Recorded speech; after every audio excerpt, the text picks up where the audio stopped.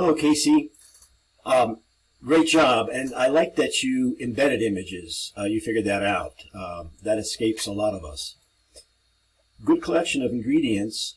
If you need any help in the next 4 weeks, don't hesitate to text or email me at the SNHU address.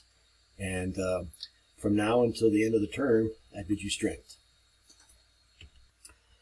Casey, this it's a good, interesting arrangement, and I think you could expand that. I like the asymmetrical nature of it. That while things are contained in boxes, the boxes float sort of freely, and then the palm trees, complete this sort of spiral. It all reminds me of a chambered nautilus, really, the eye movement in this.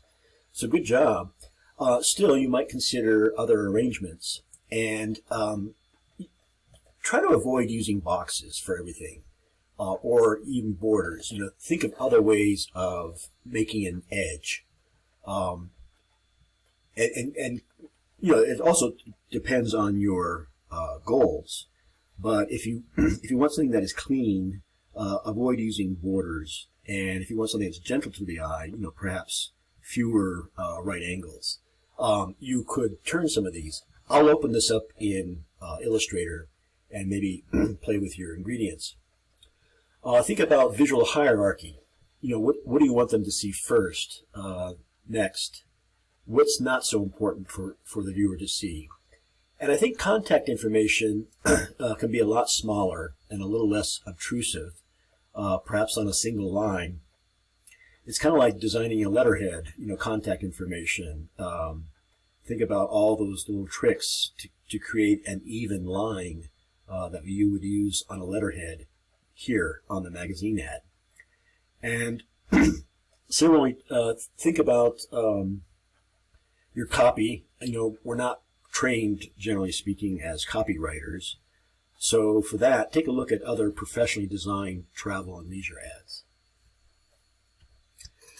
Casey, when I open up your Illustrator file, it's prompting me to replace image. Now that suggests to me that you have linked rather than embedded. And it's an important point. By embedding an image, as the name suggests, you make a file, an Illustrator file, freestanding. Linking means that you have a folder, presumably, elsewhere outside of the Illustrator file with the high-res images. Now, there are times when that's necessary to do, but for the class project, we want to make our files as sort of self or freestanding as possible. So I'm going to just click through these and show you what we get. You have put quite a few in there. Oops, that's not it. Okay, so I take that back about embedding images. It looks like you have done that. And I can turn things on or off. Well, let's see. That's correct. Yes. They may not be embedded. These may be screen approximations of the file. So just clarify that in your mind, the difference between linking and embedding. Nonetheless, I can play around with your images. That's great. Yeah, if they're linked, they have an X through them. So this is just a low-res screen sort of placeholder. And I mentioned, maybe taking away some of the borders that you've used. And also, too, consider bleeding wherever possible. Looks like you are aware of the bleed, and you've extended your image off the edge of the page. This red line technically is the bleed. So you would only have to do it that way. And also, do you really need the box, around the logo? Perhaps use a version that isn't contained in that purple box. And just continuing that, I'm a sort of a late modernist, and for me, less is more. But I understand that for many people, I guess that's on the same layer. Less is a bore, and I can appreciate that. Think about, perhaps overlapping some of these images.